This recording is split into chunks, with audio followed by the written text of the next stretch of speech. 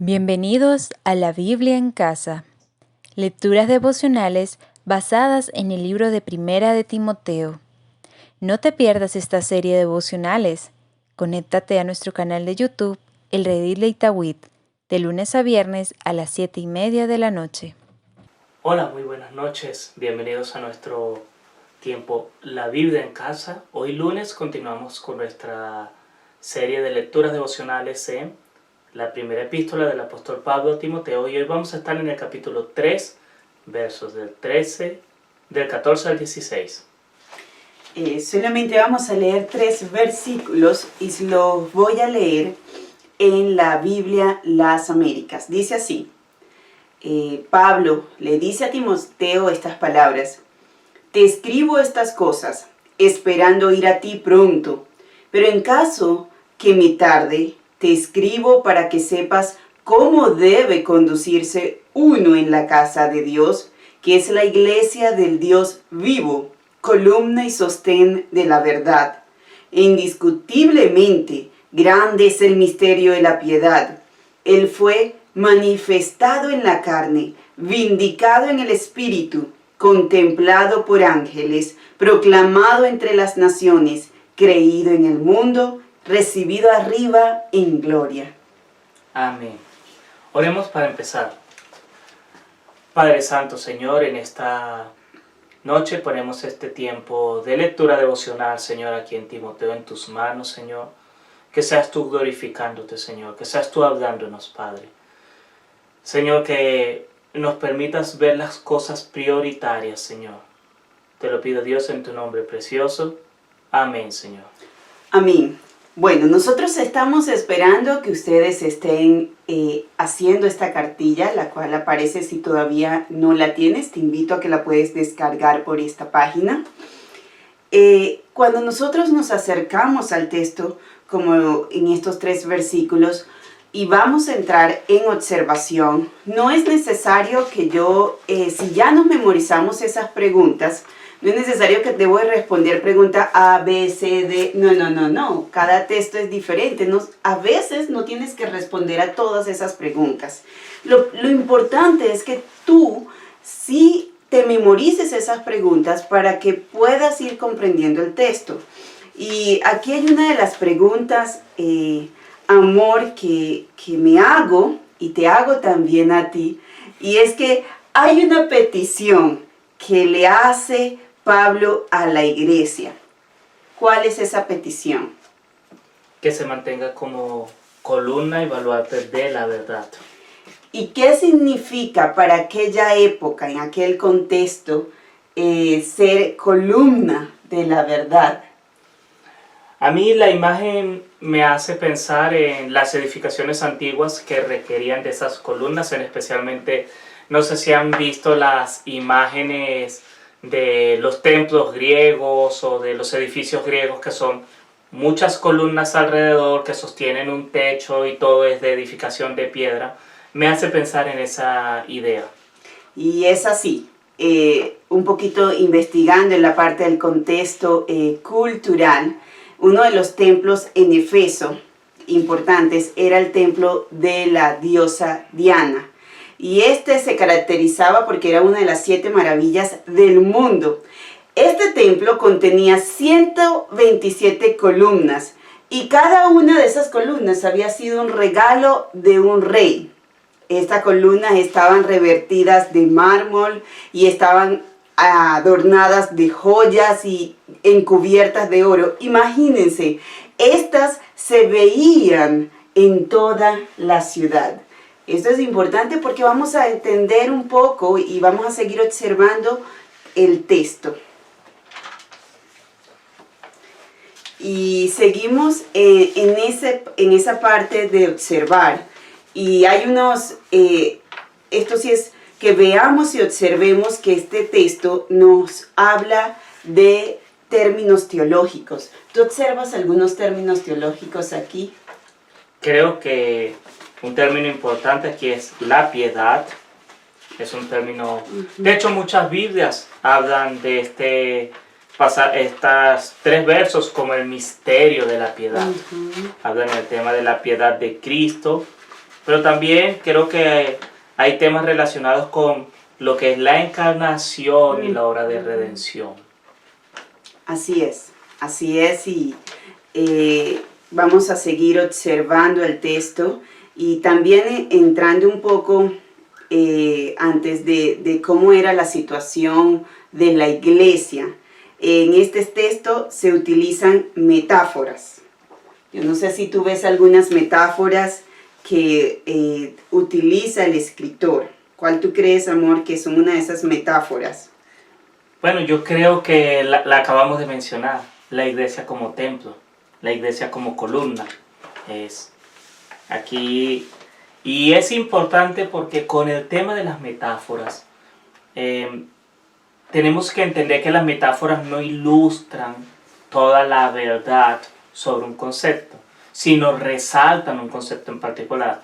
Me refiero, cuando tú dices, por ejemplo, en este caso, la iglesia es columna,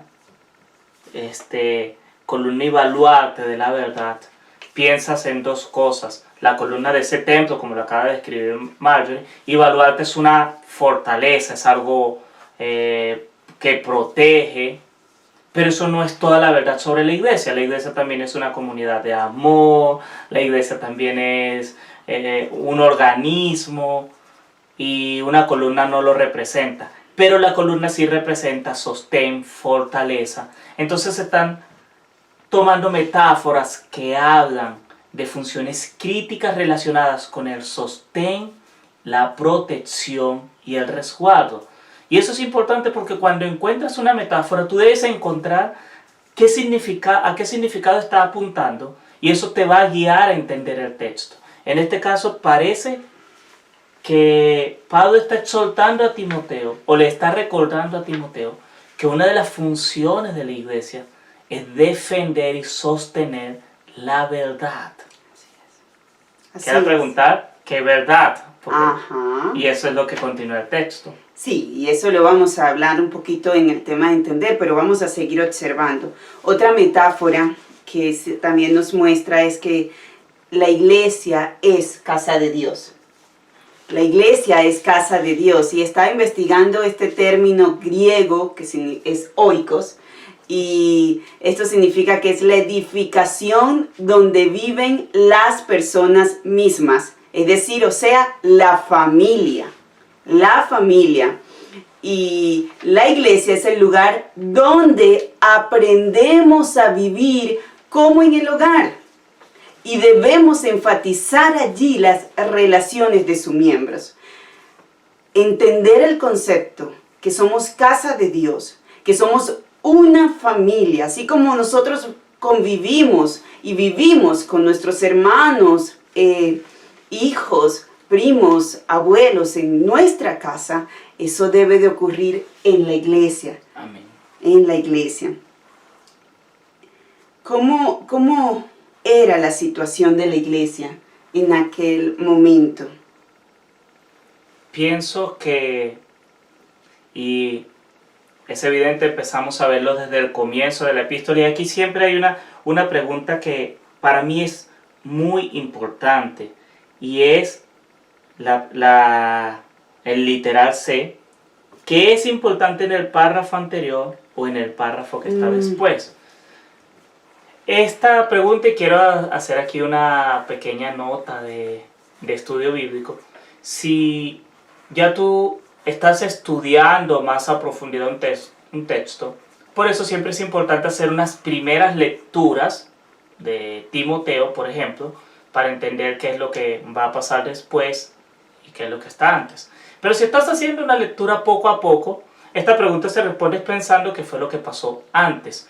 Y desde el comienzo, Pablo está exhortando a cuídate de falsas discusiones, de los que dicen vanas palabrerías. Él dedica un tiempo especial, aún menciona nombres de algunas personas que naufragaron en su fe. ¿Recuerdan ese pasaje? Entonces, parece que la iglesia está amenazada de falsas doctrinas, amenazada por filosofías.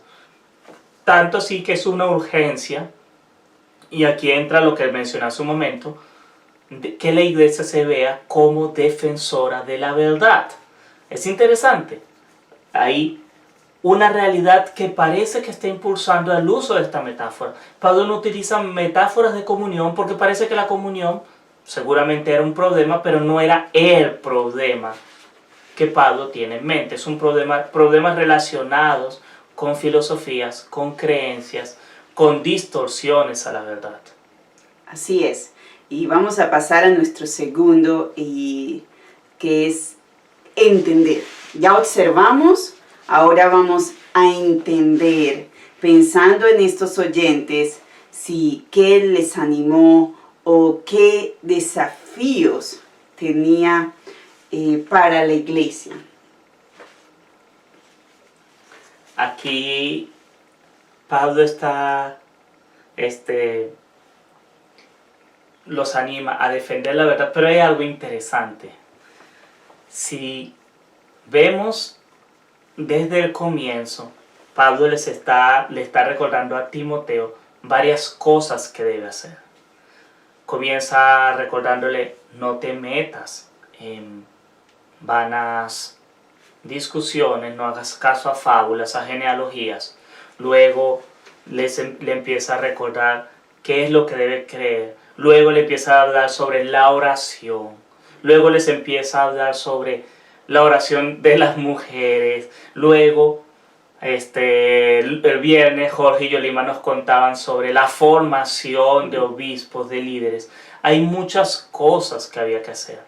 Pero aquí Pablo está enfocando a Timoteo en una cosa que la iglesia no debe olvidar: ser columna y baluarte de la verdad.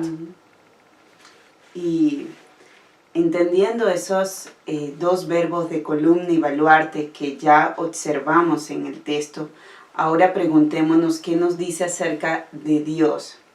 Y es ahí donde Wilcar nos estaba hablando un poco acerca del misterio de la piedad. Ese misterio que significa que ya no es un misterio, porque ya fue revelado. Y fue revelado en la persona de Jesucristo. Y pensando en Dios, yo quiero, porque muchos autores mencionan que el versículo 16 es un himno. Es un himno, y uno sí lo empieza cuando ya lo lees varias veces, porque te describe, es un canto de adoración a nuestro Dios. Miren que el himno empieza, el versículo, lo voy a describir rápidamente, dice: Él fue manifestado en la carne. Nos habla de la encarnación de Jesús. Jesús dejó su divinidad y se hizo hombre, Él sufrió igual que nosotros.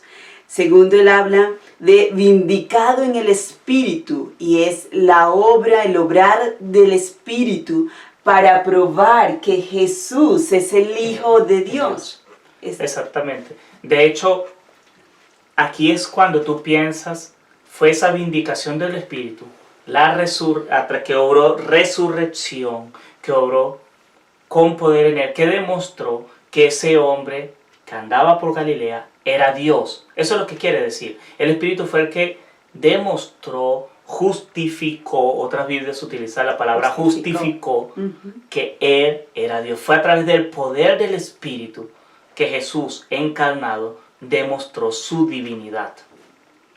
Seguimos. Contemplado por los ángeles, y uno observa la participación de los ángeles en su ministerio, la participación, y uno hace en este momento memoria a cómo los ángeles se les revelaron a María, los ángeles se revelaron a los pastores. Los ángeles estaban participando en este mensaje. Y también eso recuerda que el hecho de Cristo es un hecho cósmico. Es algo que tuvo repercusiones arriba en el cielo y aquí en la tierra. No es un hecho aislado, no es algo que nos concierne a todos, concierne a toda la creación.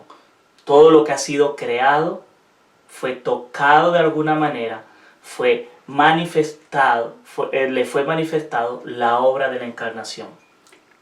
Proclamado entre las naciones, Y es la proclamación mundial de su iglesia, que debemos de proclamar su vida, su obra y su sacrificio. El hablar a otros acerca de lo que Jesús hizo en este mundo. Creído en el mundo y muestra la fe. Y esa fe proviene solamente es de la proclamación. Realmente las personas van a adoptar la fe de Cristo cuando nosotros le proclamemos primero ese mensaje de salvación a las personas. Y dice, recibido arriba en gloria. Y esto me recuerda a la victoria de Cristo. La victoria de Cristo sobre la muerte y sobre el pecado. Cuando Él ascendió al cielo y Él ahora está sentado a la diestra de Dios en gloria. El Padre intercede por nosotros. Díganme si eso no es un misterio glorioso. Amén, claro que sí, es un misterio, es adoración.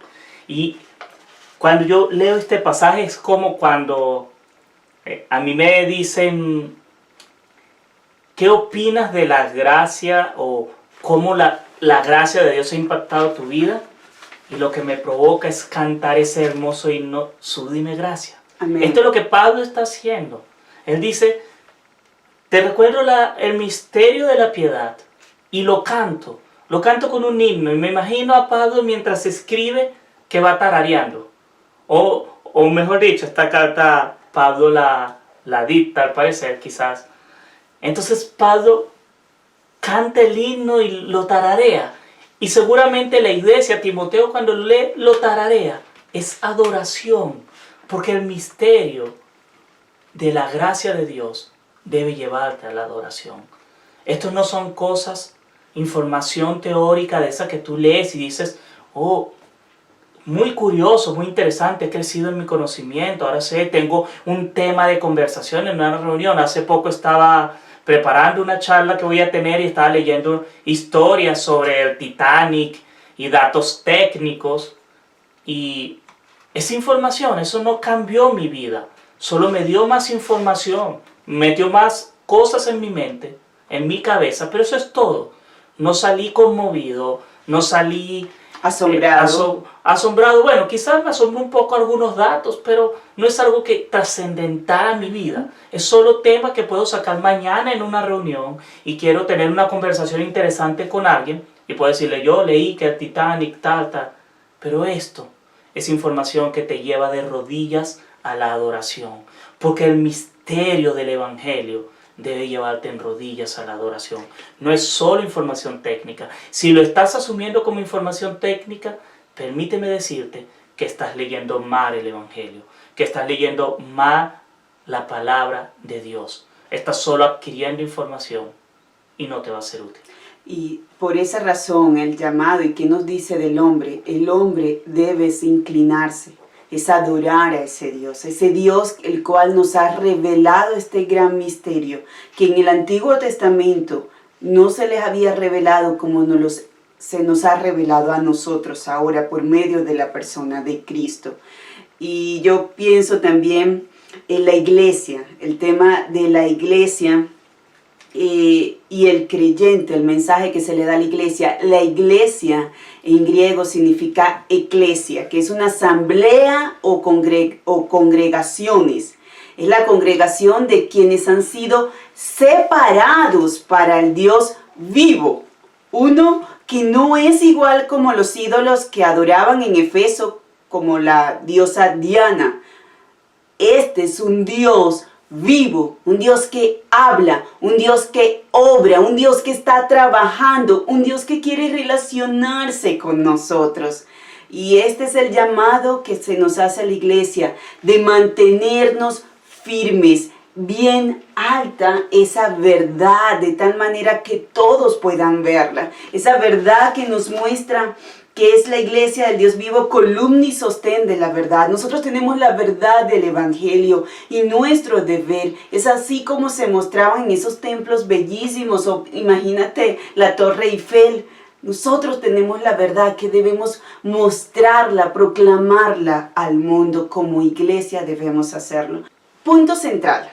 El punto central de este texto, ¿cuál es?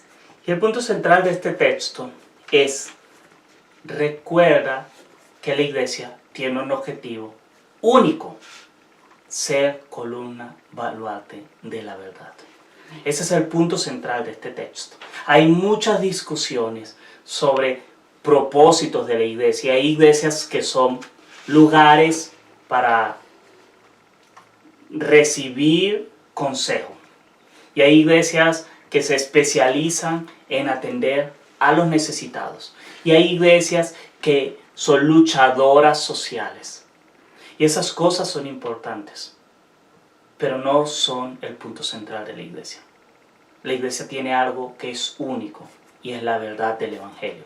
Eso es lo que nos diferencia de una ONG, eso es lo que nos diferencia de un club social, eso es lo que nos diferencia de una fraternidad de hombres y mujeres, eso es lo que nos diferencia de una liga, de un sindicato, de cualquier otra cosa. Somos garantes, somos los que guardamos, mantenemos la verdad del Evangelio en la sociedad. Si tú te has preguntado qué debe diferenciar tu iglesia del resto de instituciones de la sociedad, es que tiene la verdad del Evangelio. Amén. Y eso genera una comunicación, una comunión única entre los creyentes. O sea, si quieres buscar un lugar donde divertirte, te recomiendo ve a un club. Si quieres buscar un lugar donde recibir apoyo, ve a un grupo de apoyo, tipo Alcohólicos Anónimos, tipo, no sé, Padres Estresados, cualquier grupo en el que la gente se reúna a darse palmaditas unos a otros y a estimularse. Eso no es malo. Pero si quieres ir a encontrar la verdad, si quieres ir a encontrar la verdad que da vida, la verdad que tiene ese misterio de Dios encarnado, tienes que ir a la iglesia. No la vas a encontrar en otro lugar. No la vas a encontrar. Y por eso yo veo este pasaje como que Pablo, después de haber desplegado ese montón de cosas que tiene que hacer Timoteo, lo vuelve a enfocar y le dice: pero ocúpate en esto. Esto es lo que tienes que estar ocupado. En hacer que la iglesia sea columna y baluarte de la verdad. Y por eso le da ese mensaje central que ¿quién es? Es ese misterio de la piedad. Es Jesucristo. Y era lo que describíamos ahorita en el versículo 16. Poner en práctica. Yo le decía algo el viernes pasado y tiene toda la razón. Cuando tú hablas de poner en práctica, esto es qué es lo que el pasaje me está diciendo a mí que yo debo de poner en práctica, que yo debo de hacer. Y lo que la palabra cada día se revela a cada uno de formas diferentes. Lo que Dios me está hablando hoy no significa que es lo que Dios te está hablando a ti. Y pienso de repente que lo que dice este texto, qué consecuencias tiene para tu relación con el mundo, qué consecuencias tiene para mí con la iglesia, con el prójimo.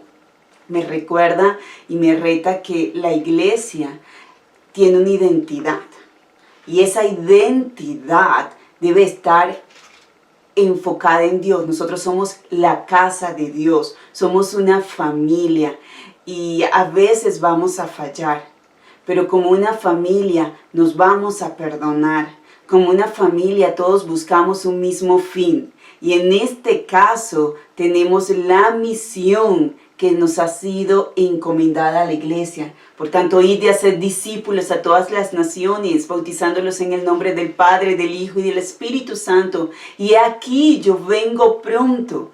Y es ese mensaje de salvación, ese mensaje que somos nosotros los que realmente portamos la verdad, esa verdad que debe ser mostrada.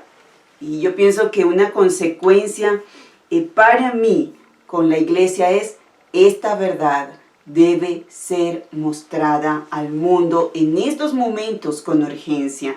No sé, mi esposo, ¿se encontró alguna verdad nueva o algunas acciones que deberías de poner en práctica? Sí, alguna de las cosas que me hace pensar este pasaje es: debo practicar el arte de detenerme y de volverme a revisar y enfocarme en qué es lo que estoy viviendo en la iglesia. A veces me distraigo tanto en programas que se me olvida que la iglesia es proclamadora de la verdad del Evangelio. Y eso es lo central. Sí es muy importante desarrollar un muy buen programa social. Creo que en este tiempo de pandemia y post-pandemia vamos a necesitar que la iglesia sea líder, sea bandera en temas de programas sociales, en temas de justicia social, en temas de creación de redes de apoyo para ayudar a reconstruir familias, porque hay familias que están siendo lesionadas en medio de este tiempo. Sí, la iglesia debe enfocarse en eso, pero no debe convertirse en eso. No debe ser una iglesia que se diga, oh, el Redil de Itagüí es columna y baluarte de los programas sociales, o el Redil de Itagüí es columna y baluarte de las iniciativas de terapia familiar. La iglesia, el Redil de Itagüí, debe ser columna y baluarte de la verdad, casa de Dios. Y debo aprender a detenerme y a ser pares para volver a conectarme con esa verdad. Y eso ocurre leyendo las escrituras con ayuda de materiales como la guía o cualquier otro material que tú tengas. Hay cantidad de material alrededor nuestro, accesible a través de las redes sociales y medios, con el cual podemos conocer más del Evangelio. Porque tienes que hacerte esta pregunta, que me quedó dando vueltas después de hacer esta lectura de la Biblia y de contestar estas preguntas. ¿Qué es la verdad? ¿Identificas la verdad del Evangelio? ¿Puedes decir el Evangelio en una frase? Quizás una frase tan preciosa como la que utiliza Pablo de citar ese himno tan lleno de puntos esenciales del Evangelio. ¿Eres capaz de definir qué es la verdad que define tu iglesia? ¿O terminas dando vueltas, hablando de adoración, hablando de Biblia, pero sin poder decir un concepto claro? Este pasaje debería invitarte también a pensar qué evangelio estás creyendo y cómo puedes definirlo en algunas palabras. Y a veces nosotros no encarnamos esa verdad, la verdad del evangelio, la verdad la cual ha sido revelado en la persona de Jesucristo. Y no lo sabemos proclamar porque no lo entendemos ni lo hemos vivido. Y por eso la invitación que el pasaje termina haciéndome es: recuerda quién eres. Yo soy casa de Dios. Casa de Dios, la cual tiene una estructura. Y saben, esta fue comprada por la sangre del Cristo, la sangre del Cordero inmolado. Y Él la diseñó. La iglesia es la cabeza, es Cristo. Todo esto trata de Él. Y eso debe hacernos terminar en adoración. Yo quiero que podamos terminar en las abreviaturas de casa, de confesión, de adoración, de súplica y de agradecimiento a nuestro Dios. Amén. Padre eterno, Señor, gracias por este tiempo de estudio de la palabra, Señor, y en el que tú nos edificas, en el que tú nos hablas, Señor, y nos muestras tu verdad. Y, Señor, quiero confesar, Señor, que a veces como iglesia queremos construir columnas, baluartes de cosas que no son necesariamente la verdad, Señor. A veces nos enfocamos tanto en otras cosas, Señor, que nos olvidamos de la verdad del Evangelio, Señor. Aún, Señor, confieso que a veces no me detengo a pensar, Señor, cuál es el Evangelio que estoy creyendo. Y si ese Evangelio que estoy diciendo que creo es el Evangelio bíblico, Señor, lo que tú has revelado. Que se puede resumir, Señor, en esa pequeña estrofa que está en el verso 16, Señor. Perdónanos, Señor, porque a veces descuidamos la columna y el baluarte, el fundamento, Señor, en el que descansa la iglesia, Señor. y ponemos en su lugar cualquier otra cosa. Pero Señor, te adoro también porque esa verdad es eterna, Señor. Amén. Es cósmica, Señor. No fue algo local que pasó en Galilea hace 2000 años. Es algo que impacta la eternidad. Impacta cada nación, cada persona, cada elemento de la creación, Señor. No solo lo físico, sino también en el mundo espiritual, Señor. Y por eso te doy gracias y te adoro. Porque la verdad, Señor, del Evangelio es una verdad inmensa, Señor. Y te adoro, Señor, porque ha sido tu gracia la que nos las ha revelado, Señor. Tenemos acceso a este gran tesoro del Evangelio. Y, Señor, quiero suplicarte también, Señor, que por eso abre nuestros ojos, danos sabiduría, Señor, para perseverar en esa verdad, para ser una iglesia digna de ser baluarte de la verdad, para que el redil de Itagüí, Señor, sea una iglesia que proclame, que viva la verdad del Evangelio, Señor. Que no nos distraigamos, Señor, queriendo construir nuestro propio nombre, nuestra propia verdad, Señor. Te suplicamos, Señor, que día a día, Señor, levantes más y más personas que amen la palabra, que amen la verdad, y que eso los lleve a predicar y proclamar el Evangelio, Señor. Te suplico, Señor, que nos mantengas en esa verdad, Señor. Que perseveremos, Señor, en vivir para proclamar tu santa verdad, Señor. Bendícenos, Señor. Bendícenos, Padre. Y te doy muchísimas gracias, Señor, por el misterio de hacerte hombre, vivir en medio de nosotros, de revelar tu gracia, tu misericordia, de moverte en medio de nosotros y darnos salvación. Gracias, Señor, porque ciertamente has sido proclamado a las naciones, visto de los ángeles, y nos has traído salvación. Amén. Por eso te alabamos, Señor, en tu nombre precioso. Amén. Amén. Te invitamos mañana a esta misma hora, a las 7:30 de la noche, a conectarte con nosotros. Gracias. Y damos gracias al Señor por este tiempo. Amén. Feliz noche. Dios te bendiga. Feliz noche. Dios te bendiga. Hasta luego.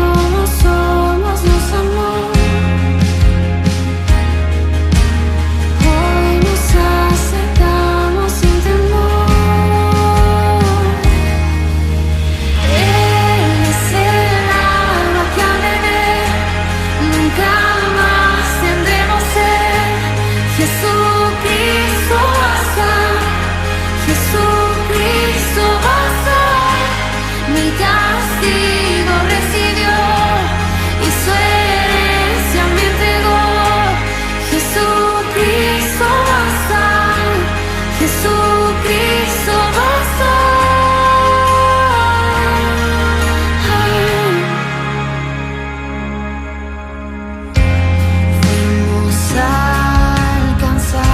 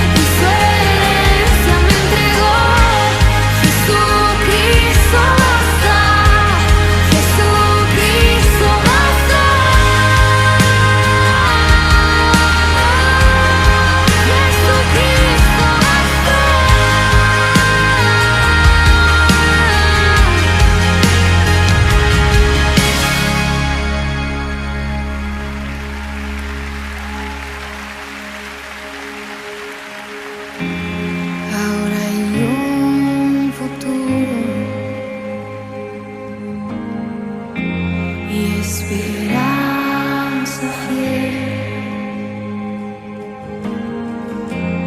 en su amor confiamos, hay descanso.